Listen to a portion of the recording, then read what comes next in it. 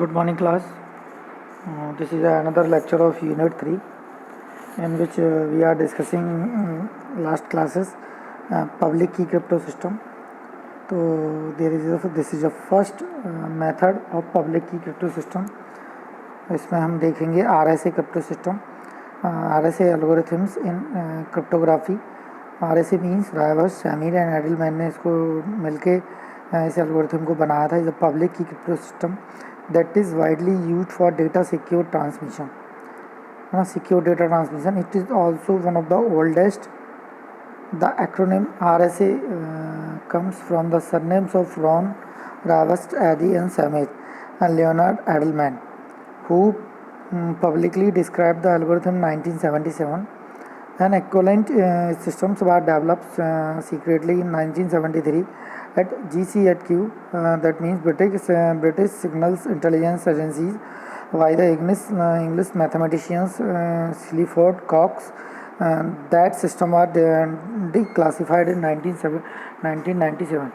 जो RSA crypto system है basically ये आपका पब्लिक क्रिप्टो सिस्टम है. इसमें हम दो कीज़ यूज़ करते हैं. One is for encryption and another is for decryption. ठीक है, जिसको मैं पब्लिक और प्राइवेट की कह रहा हूँ. ठीक है, तो ये पहला मेथड है, इसमें हम देखेंगे. In public key cryptosystem the encryption key is public and distinct from the decryption keys. As we know that, सभी लोग जानते हैं कि जो पब्लिक की और प्राइवेट की जो होगी, प्राइवेट की जो होगी वो अलग अलग होगी. Which is kept secret private and RSA users create and publishes a private की based on 2 large prime numbers along with an auxiliary values. The prime number are kept secret. Messages can be encrypted by anyone via public key but can only be decoded by someone who knows the prime number. इसमें कहने का मतलब ये है कि RSA में हम prime number की वैल्यूज़ लेते हैं, प्राइम नंबर लेते हैं. जस्ट मीन मैं आपको प्राइम नंबर बताऊं कि जो इंटीजर वैल्यूज़ जो रहती हैं उनके जो केवल दो ही डिवीज़र होते हैं, या तो वो खुद में होता है या 1 होता है. या 1 से अपन उसको डिवाइड कर सकते हैं या वो खुद से हो. जैसे अगर मैं बात करूं तो 1, 3, 5, 7, 11, 13, 17 these are the prime numbers. तो RSA में हम प्राइम नंबर्स को ही इम्प्लीमेंट प्राइम नंबर को ही लेते हैं एज अ इनपुट, और उनमें हम क्या करते हैं, पब्लिक की हेल्प से उनको इनक्रिप्ट करेंगे, और जब वो रिसीवर एंड पे पहुंचेंगे तो हम उनको डिक्रिप्ट भी ऐसे ही करते हैं. ठीक है. The security of RSA relies on the political difficulties of factoring the product 2 large prime numbers. The factoring problem breaking RSA encryption is known as the RSA problem. Whether it is a difficult as the factoring problem is an open question. There are no published method to defeat the systems if a large enough key is used. है ना.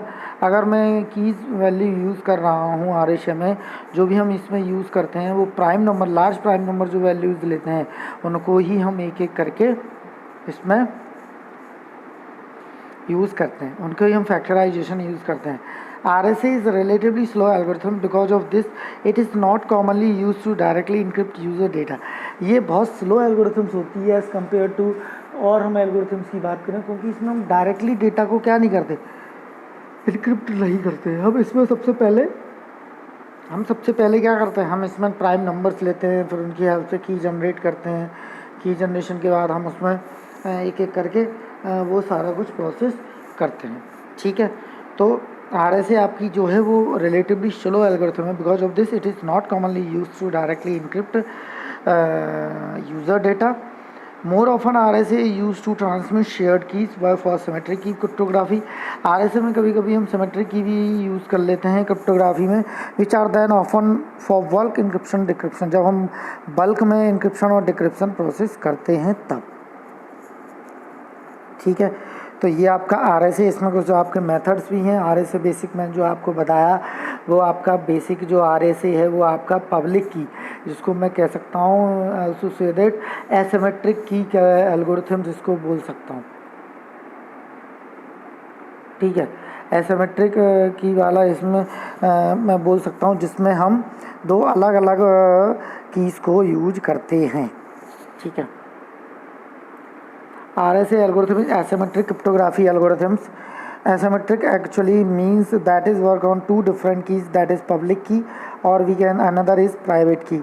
As the name describe, the public key is given to the everyone, है ना।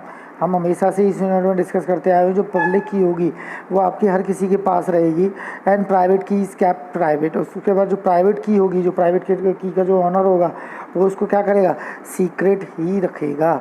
An example of asymmetric cryptography, a client, for example browser, send its public key to the server and request for same data, है ना। जो client होगा वो क्या करेगा, public की जो सर्वर की उसके पास होगी और वो रिक्वेस्ट करेगा किसी डेटा के लिए। The server encrypt the data using client public की, और सर्वर फिर क्या करेगा, सर्वर उस क्लाइंट की पब्लिक की से डेटा को इनक्रिप्ट कर देगा और उसको इनक्रिप्टेड फॉर्म में भेज देगा, ठीक है। और जब क्लाइंट रिसीव करेगा, client receive this data that describe and decrypt it, इसके बाद वो जब रिसीव करके उसको क्या कर देगा, उसको वो कन्वर्ट कर देगा किसमें, आपके ओरिजिनल फॉर्म, जो ओरिजिनल इन्फॉर्मेशन थी, जो सर्वर ने एग्जैक्ट इन्फॉर्मेशन भेजी थी वो। Since this is asymmetric, nobody else except browser can decrypt the data even if a third party has public की ऑफ ब्राउज़र। जो थर्ड पार्टी है वो, हम जिस पर्टिकुलर ब्राउज़र पे वो फैसिलिटी यूज़ करते हैं, वो एप्लीकेशन यूज़ करते हैं, वही हम इसमें यूज़ करेंगे। The idea of RSA is based on the fact that it is difficult to factorize a larger integer. The public key consists of two numbers, where one number is a multiplication of two large prime numbers, and private key also derived from the same two prime numbers. So if somebody can factorize the large number, the private key is compromised, है ना। जैसे कि इसमें दिया गया है कि prime number से ही हम की वैल्यूज़ को क्या करेंगे, निकालेंगे, तो कहीं ना कहीं जो हम फैक्टराइजेशन करते हैं प्राइम नंबर का, वो कहीं ना कहीं इफेक्ट करता है आपकी की वैल्यू को, कंप्रोमाइज होता है। Therefore encryption stand totally lies on the key size, है ना। इसलिए जो एन्क्रिप्शन स्टैंडर्ड है वो पूरा आपका की साइज़ पे डिपेंड करेगा। इफ़ वी डबल और triple the key size, the strength of encryption increasing exponentially. अगर हम की साइज़ बढ़ाएंगे तो आपका जो एन्क्रिप्शन जो है वो आपका क्या हो जाएगा, एन्क्रिप्शन इंक्रीजेज एक्सपोनेंशियली, वो चीज़ इंक्रीज हो जाएगी। RSA की can be typically 1024 2048 bit long. RSA में हम टिपिकली 1024 2048 की साइज़ यूज़ करते हैं, बट एक्सपर्ट बिलीव दैट 1024 की could be broken in the near future. आगे आने वाले समय में 1024 की भी ब्रेकन हो सकती है, but till now it seems to be infeasible task. आज के समय में लेकिन ऐसा नहीं है, आज के समय में 1024 ही की भी यूज कर सकते हैं, ठीक है। तो there are some procedure, let us learn the mechanism behind RSA algorithm generation of public key. First of all, we will suppose two prime numbers P53 Q59. Now the first part of public key and Q3127. We also need a small exponent that E को हम मानेंगे, E की जैसी value आपको बताया था मैंने कि 1 और 5 के बीच में उसको मानते हैं। 1 पब्लिक की मेड अपॉन N और E को अपन मान सकते हैं। फाई एन की वैल्यू अपन ने निकाला, आयलर टोशन फंक्शन से इसकी वैल्यू को निकाला और हमने प्लाईवे और पब्लिक की को इसको कर लिया। इसके बाद आप देखिएगा इनक्रिप्शन मैं करूँगा C = 89 मोड एन और 1394 आ गया। डिक्रिप्टेड डेटा आपको इस फॉर्मूले से निकालना है और आपने डिक्रिप्टेड डेटा इससे कैलकुलेट कर लिया, ठीक है। इसके बाद आपका है नेक्स्ट लेक्चर, इसमें हमने RSA बेसिक्स एल्गोरिथम पढ़ी, जिसमें मैंने आपको इनक्रिप्शंस डिक्रिप्शंस के बारे में बताया, ठीक है।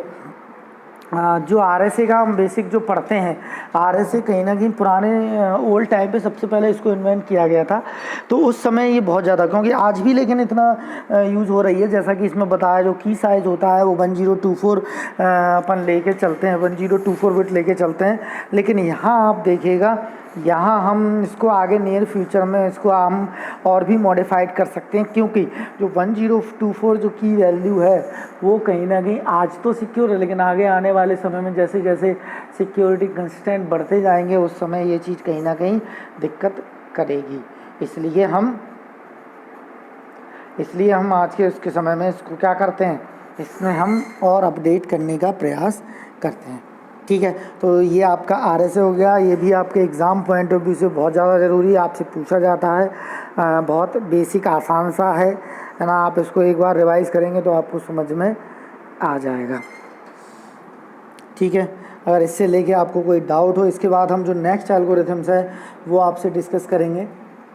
Thank you.